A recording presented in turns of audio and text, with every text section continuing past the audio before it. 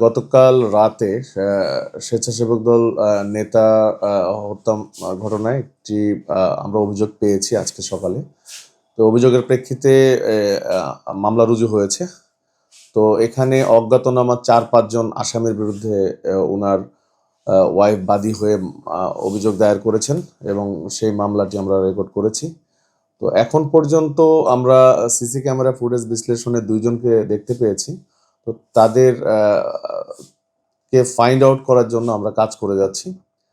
এছাড়াও লোকাল সোর্সের মাধ্যমে আমরা কোন অবস্থার প্রেক্ষিতে ঘটনাটি ঘটেছে এই বিষয়টি খুঁজে বের করার চেষ্টা আমাদের চলমান।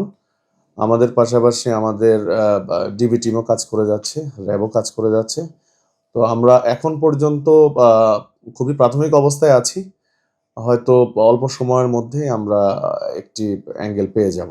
তো উনি যেটি বলেছেন গ্রসলি যে বেশ কিছুদিন যাবৎ এই ভিকটিম তার স্ত্রীকে তার অনেক শত্রু এই ব্যাপারে বলে আসছে এবং যে কোনো সময় তার হয়তো কোনো ক্ষতি হয়ে যেতে পারে এরকম আশঙ্কা তিনি তার স্ত্রীর কাছে দেখিয়েছিলেন।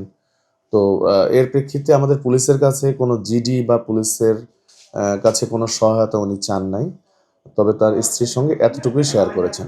আর ওনার স্ত্রীর স্পেসিফিক কোনো অ্যাঙ্গেল অথবা স্পেসিফিক কোনো ইস্যু, যে ইস্যু নিয়ে উনি মানে ভীতিকর পরিস্থিতির মধ্যে ছিলেন এরকম কোনো ইস্যু আমাদেরকে বলেননি। একজনের মুখ অস্পষ্টভাবে আমরা দেখতে পাচ্ছি, এটা আপনারাও দেখেছেন।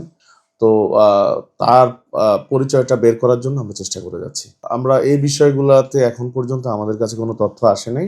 আমরা হয়তোবা কোনো আসামিকে আমরা পেলে সেই আসামির কাছ থেকে হয়তো আমরা এই অ্যাঙ্গেলের কোনো ইস্যু পাবো আর কি, যে এই মার্ডার কি কারণে হলো। ঠিক আছে, আর মনোবল হতে হয় স্পাত-দৃঢ়। জেরুজালেম 25 বছরের পথ চলায় নিরাপদে রাখার প্রত্যয়ে। না, আমরা ওখান থেকে তাৎক্ষণিক ৩টি গুলির খোসা জব্দ করেছি। আর এর পাশাপাশি ওখানে কোনো ব্লাড আমরা দেখি নাই। ওখানে গুলি খেয়ে ওনারা দৌড় দিয়েছিলেন।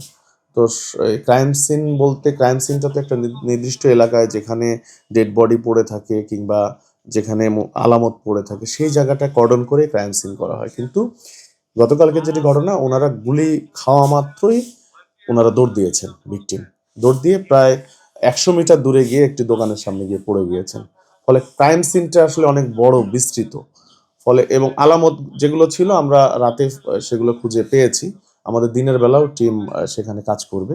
তো ঘটনাস্থলটা বড় হওয়াতে ওইভাবে ক্রাইম সিনটা আমরা যেটা সিআইডি করে কিংবা পিবিআই করে সেটি করা হয়।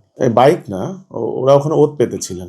তো প্রাথমিকভাবে আমরা ২ জনকে সন্দেহ করছি যে তারা ওত পেতে ওখানে ছিলেন। জায়গাটা অনেক অন্ধকার ছিল, আপনারা দেখেছেন, একটা গলিও ছিল ছোট। তো ওই অন্ধকারে ওনারা ওত পেতেছিলেন। যখন এই যে ভিকটিম যে ২ জন তারা যখন যাচ্ছিলেন হঠাৎ করেই তারা এলোপাথাড়ি গুলি করে। গুলি করলে তারা গুলিবিদ্ধ হয়ে ছোটাছুটি করে চলে যায়। আবার যারা গুলি করেছে তারা আবার ব্যাকে চলে আসে। আমরা যতটুকু জেনেছি ২টা গুলি, একটা কনুইতে একটা পেটে, যে মুসাব্বিরের শরীরে। এইটা পরে আমরা জানতে পারবো।